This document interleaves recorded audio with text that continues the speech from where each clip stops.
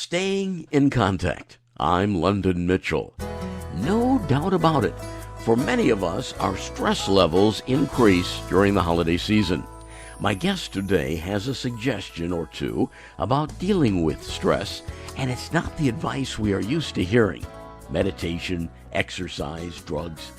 Engineer and author Steve Laufmann talks to us about how we are uniquely special. Just look at the engineering that went into our biological systems. Most people in our society believe that they're a cosmic accident generated by the forces of evolution, and so they have no meaning or purpose in life. They may not be able to articulate that, but that just makes life difficult. And in the research that myself and my co-author have been doing, this is totally unnecessary. So we're trying to help people see that there's a better way. There's a better way to think about yourself that would make this kind of stress and difficulty in life so much less present. You sound as though we have each of us the power to make some major changes to our lifestyles. Yes, well, more than that, it's the way we think about ourselves. So, we've been told that we are a result of millions of years of blind, purposeless evolution, which means that we are merely a cosmic accident. And that means we have no inherent meaning or purpose or value. And I mean, how would you live your life if you believed that?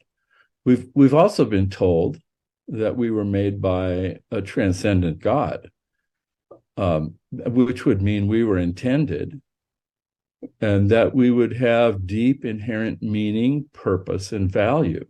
So these are diametric opposites.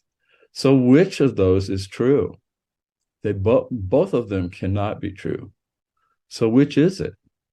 I would argue that no question is more important to the way we live our lives. It's probably the most important question a human being can grapple with. That raises some interesting questions for sure. Probably number one is, how do we go about developing that understanding within ourselves? Yes. Or which is it? Yes, that is the question. I think the most important question anyone can answer, and honestly, I think most people don't spend a lot of time thinking about it. They accept what they've been told one way or the other, and they don't use any rigor to try to understand. So I have joined forces with a physician to examine the human body from an engineering and medical perspective to see if we can use those approaches to understand better where we came from. How did we get here? Does that indicate that there's purpose or not? And the only way we can really do that is to ask real world questions. How does the body work? Let's just don't look at how it looks, but how does your body work? And by taking a systems view of life, can we come to a better understanding of what must have been required for us to be here? So what origins story really best explains what we experience in our lives? Cannot we really have both be a planned entity and still develop through the years, evolutionary? Well, so clearly things change. But the question is, how do they change, and why do they change? So it is possible that there's been a lot of change in the history of life that has resulted in the bodies that we have, that we are trapped inside of. But the the Darwinian story, the standard evolutionary story, can't really address the things that we experience as humans. It doesn't address the human experience very well. In fact, most of what we value in life has to be explained away by the standard evolutionary account. So it's very difficult for people to live consistent with their belief system if they believe that they're an accident. I mean, what do you do with that? So what matters? How do you know what matters? Staying in contact, I'm London Mitchell. My guest is Steve Laufmann, the author of In Your Designed Body, and how a better understanding of our biological systems from an engineering point of view can help us relieve stress. So our argument is that the body contains thousands of systems that have really difficult properties to achieve. And we know this from an engineering perspective. You know, an Atlas V rocket doesn't just appear accidentally. It takes a lot of engineers to design and build that thing in order to achieve specific purpose for it. And we see the same kinds of systems in the human body. So where did those come from? They exhibit properties that we call coherence and interdependence. And these are not talked about much, but they're extremely essential to life. So if one of your systems fails, you know, we know medically you probably won't survive. If one of your systems is missing, you can't survive. So we walk through the systems in the body in our new book, and we show how these systems exhibit these properties, and then we ask how do these properties arrive? Where do they come from? So to define terms, coherence is when you have multiple parts that each have to have specific properties like shape or be made out of specific materials. And they have to be assembled or organized in a specific way such that the parts all work together to achieve a function that none of the parts could perform on its own. So, of course, the human body has 11 or 12 major body systems, depending a bit on how you count. But those systems also are interdependent. So your respiratory system can't work without your cardiovascular system, and your cardiovascular system can't work without your respiratory system. So how do you gradually build those kinds of systems? It's a daunting task. In dealing with our holiday stress, what might you say step one should be for us to really get a handle on how our body interacts with itself?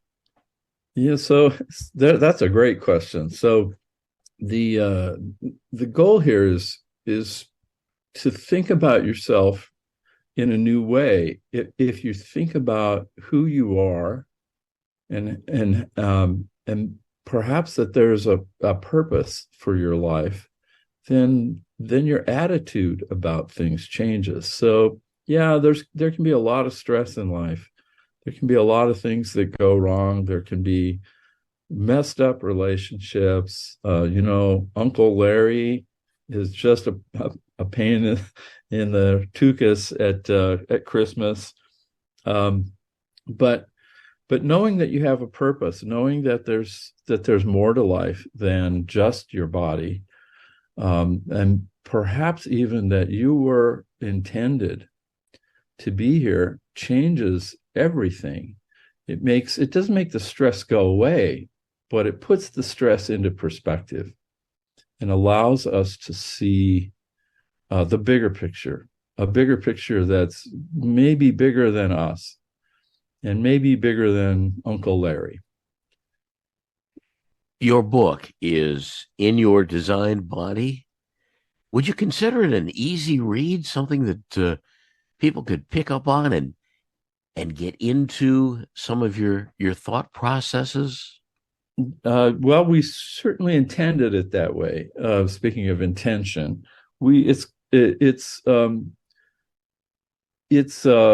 intended to be read by non-technical people, by people who um, are either young, it's actually intended for high school, college age kids, homemakers, people who lack a background in deep technology or biology or engineering or medicine. But I think it can be read by those people as well. So we've tried very hard to reduce the amount of technical language and make it accessible to regular folks because that's really our target audience. It is, on the other hand, it is hard to describe the human body because it's a very complicated thing. Our chapter on the immune system, I think we wrote that 5 times before we felt we'd gotten it down to a place where regular people could access and understand the material. So it's the immune system, by the way, is absolutely astounding. That it can even be done, but that it can be done so well is really amazing. The first step, the first thing someone should do as we enter the holiday season to say, I'm not going to stress out. I'm not going to let the holiday control me. Yeah, absolutely. Life is meant to be lived. So maybe we were put here to enjoy it. Maybe the reason we enjoy food so much is because we were designed to enjoy food. We like different flavors. We like music. We like the touch of a loved one. We like kissing our wife. We enjoy these things, and it's quite possible that that's why we're here. That's why we were made is to enjoy the things that have been placed around us. We live on a very, very special planet with very special properties, and maybe that's not an accident either. I've often thought that if we were to discover intelligent life outside of the earth and it looked like us, it would be kind of an affirmation that we weren't accidental. Yeah, well, so we address this in the book, not extraterrestrial life so much, but life requires solving some really hard problems, and there's a limited number of ways that can be done. So it's likely that if there was life beyond our planet, that it would look very much like life here, because there are just a few ways to solve these problems. So being alive requires solving a very difficult set of problems and solving it all the time, solving every problem all the time. And that's really remarkable. I don't think I've ever heard anyone else put it that way, but in engineering terms, that's absolutely true. We're getting rather deep, and there is a lot more to discuss about engineering in our biological systems. So we'll continue our discussion with Steve Laufmann next week. In the meantime, you can find out more about Steve and his book at the website inyourdesignedbody.com. So please join us again next week. I'm London Mitchell, staying in contact.